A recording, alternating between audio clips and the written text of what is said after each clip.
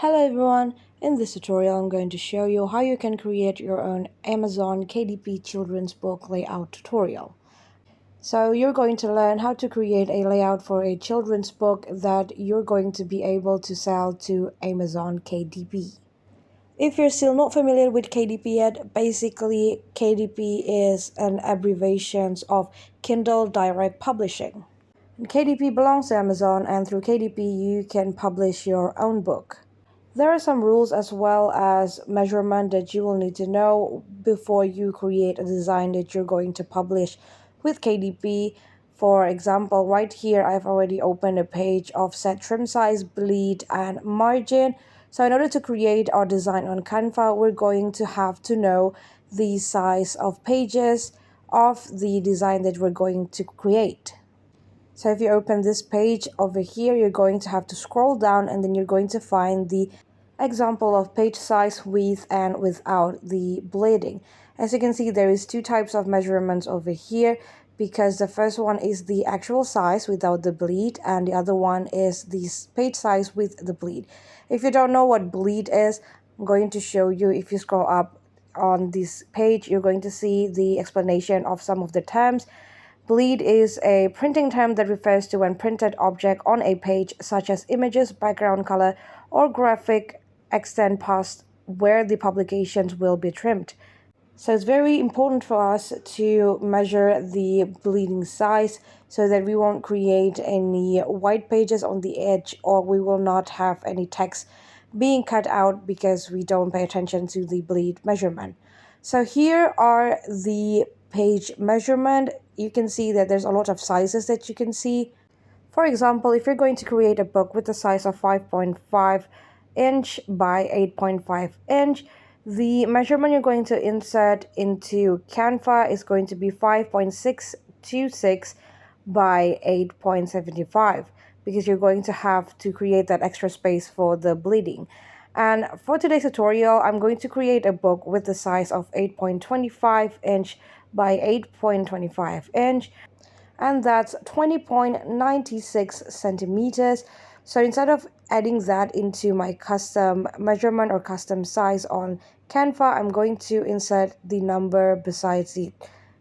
So we're going to go back to Canva and click create a design, and then we're going to scroll all the way down to find the custom size options. And here we're going to change from pixels into inches.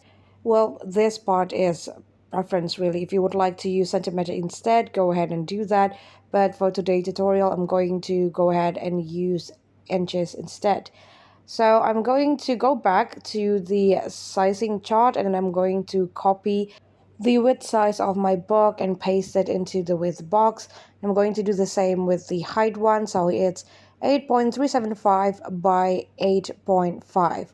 Then I'm going to go ahead and click create a design. And this is the canvas that we're going to working with for today. As you know, you can zoom in and zoom out by clicking on the bar down there, or creating a zoom in or zoom out motions on your trackpad. You can also add more pages by clicking on the duplicate page, and duplicate page is actually the button that allows you to add more page with the exact same element with the page that you just duplicate. But if you're just going to add some blank page, you can go ahead and click on the add page symbol on top of each page, or this add page button under each page. So Canva actually does not allow you to see your page side by side, but you do have another way to see your pages, which is by clicking on the four little rectangle on the bottom right side of your screen. And it's going to give you a grid view, so that in case you have page number 3 and 4 in continuation art, you can see how it will looks like side by side. And when you try to create your children's book pages, feel free to add more blank pages as much as you want it to be while in this state, or you can just also add some more page after you've done creating one page.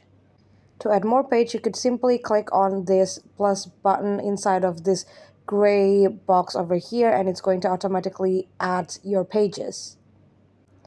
Now to go back to the view before, you can go ahead and click on the same grid symbol, and now we can finally start creating our design.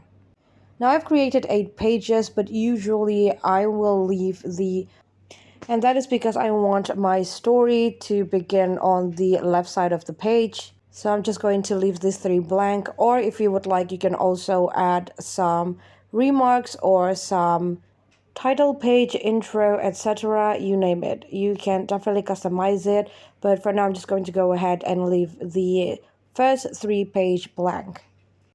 So now I'm going to start and begin to create my story on the 4th page.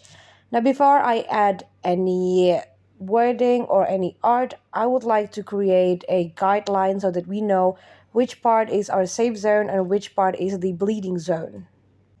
To do that, we're going to want to activate the ruler, and you can do that by clicking on File, View Settings, and put on the Show Ruler and Guideline menu. And once you click that, the ruler are going to appear, and you can start creating your guideline by dragging from the ruler on each side of your design. So here I'm going to set my guideline on 0.125.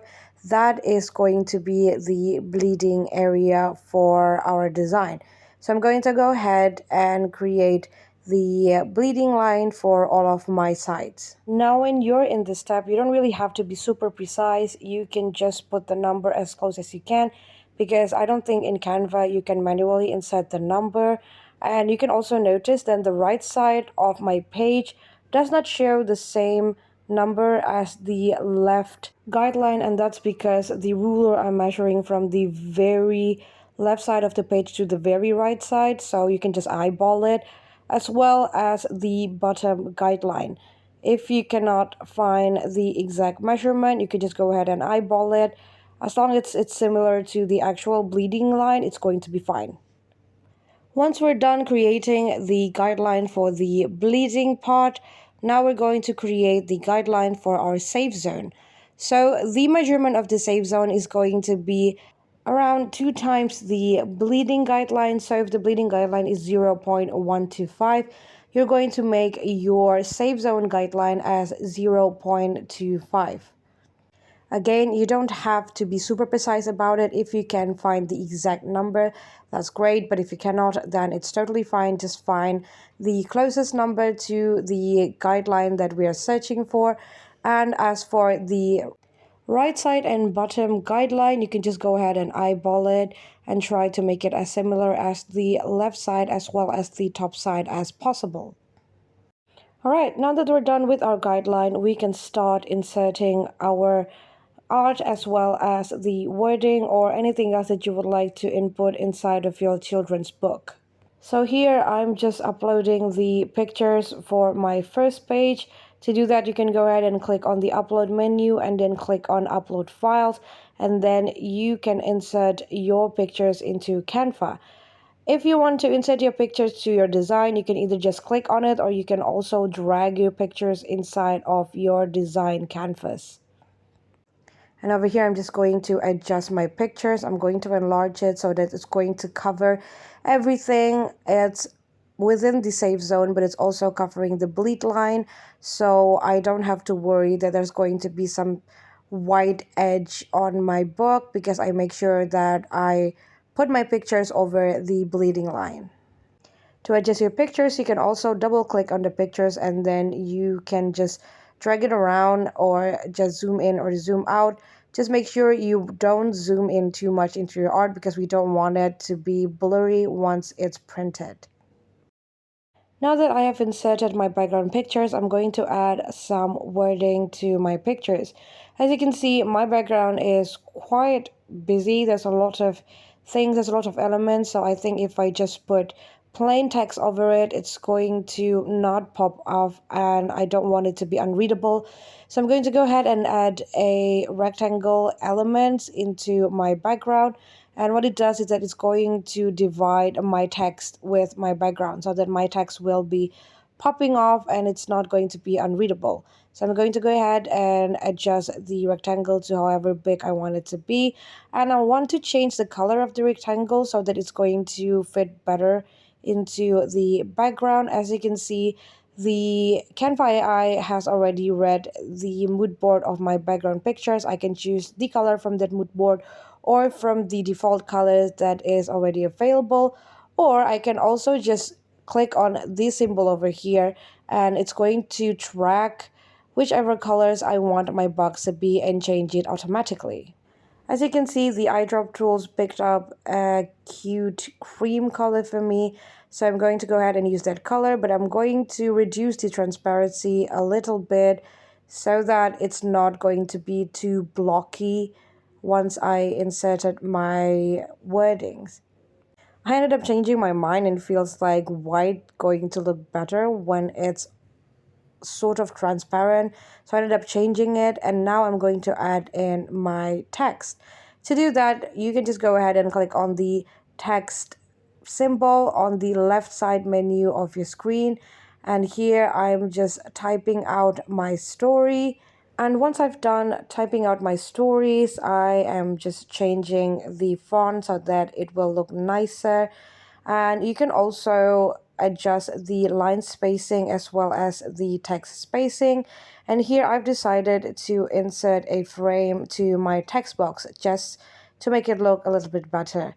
And I found this small frame elements over here. I don't really like the color, so I'm going to go ahead and use the eyedropping tools again to find a color that will match better with my background. And once I'm satisfied with the colors, I'm adjusting it to fit better into the corner of my text box. And then instead of repeating the whole process from scratch, I'm just going to duplicate the frame and then flip them horizontally as well as vertically so that it's create four nice little frame on the edge of my text box. And that is how you can create a layout for a children's book that you can sell on KDP. The trickiest part on creating this design is just the custom sizing as well as the guideline for the bleeding as well as the safe areas. So that's the thing that you need to pay attention the most. When you're done and you're sure that everything is well, you can go ahead and download your design or your storybook, and you can do that by clicking on the share symbol on the top right of your screen, and make sure to change the file type from PNG to PDF print before you download it. I hope this tutorial is helpful for you. Thank you so much for watching and have a great day.